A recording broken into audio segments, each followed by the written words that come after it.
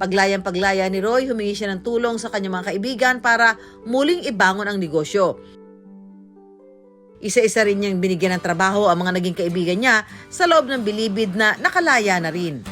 Pero yun nga, dahil sa tulong ni Lord na binigyan kami ng second chance, hindi na namin sasayangin. Isa sa mga nagtatrabaho sa restaurant si Aaron. Nahirapan siya makahanap ng trabaho dahil nakulong.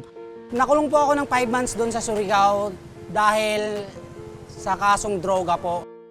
Sa vlog na may mahigit 9.5 million views na ngayon, inilapit ng vlogger na si Kong si Aaron kay Roy para mabigyan ng trabaho. Malaking tulong po kasi nakapagpapadala po ako ng pera sa anak ko, nasusustentuhan ko po yung pangangailangan ng anak ko, at napapag-aral ko rin po yung mga kapatid ko. Kaya malaking tulong po yung Big Race para sa akin, ma'am.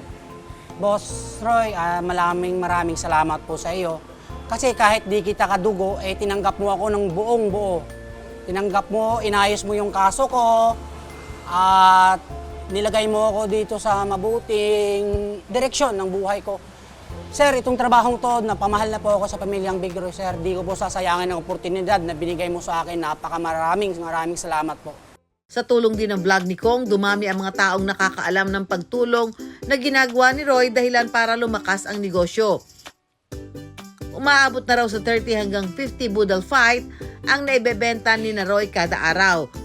Kumikita na sila ng malinis na 6 digits sa isang buwan. Lumalabang kami ng patas para pakita namin na kahit gaano kasakit, gaano kahirap, ito kami ngayon. So, blessing in disguise yung nangyari